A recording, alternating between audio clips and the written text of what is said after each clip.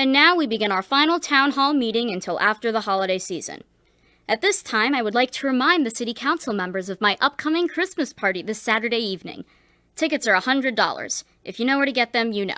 Wait, $100 tickets? Hey now, there's lots of other legislative hangouts you can attend. No, wait, that sounds like pay to play. There's gotta be something in the charter about this. Ugh, liberals. Always flouting parliamentary process. Ain't that the truth? And with this meeting now in session, we open the floor to local speakers who have taken their time to come and express their concerns and desires for our community. Are we seriously going to ignore the fact Would our first speaker please step up to the podium and introduce themselves? Hello, my name is Shania Tweedy, and I have bipolar disorder. I want to talk to the City Council today about their handling of funds earmarked for anti-discrimination laws and mental health treatment. While I feel that this town has followed through on its promise to set money aside for this, as a poor member of the community, why am I not seeing any tangible changes in access to care? Hi there, we're so glad you're here today.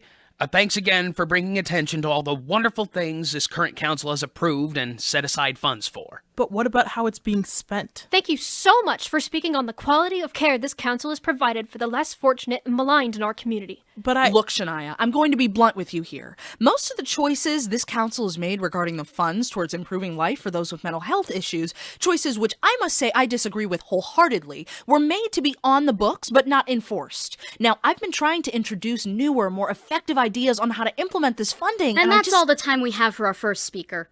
Next speaker, please.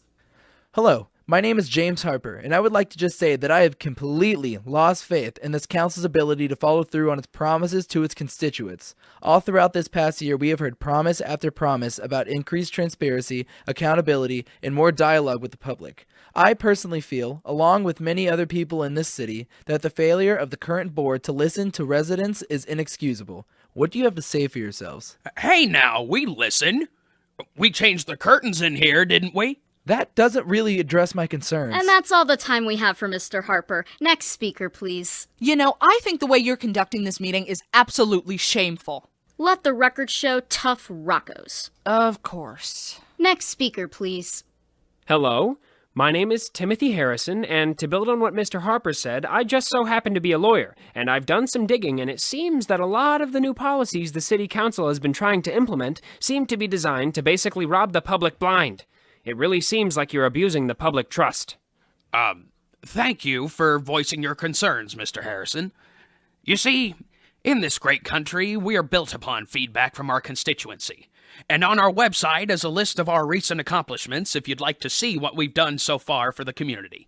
That really doesn't answer my question. As my colleague said, if you would only look at the website, you would see all the progress that's been made thanks to our new policies and all the benefits they will have for the city at large. And that's time. Next speaker, please. Time, my foot! No one even answered the question. Next speaker, please.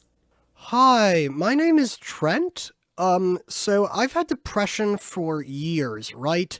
And now I am an up-and-coming fashion designer. And I beat my depression, and I'm just so worried about this city, you know? Like, I feel like I'm putting in my fair share. I am an up-and-coming fashion designer, and I want the city to be number one, you know? I'm just worried that other people aren't putting in their fair share.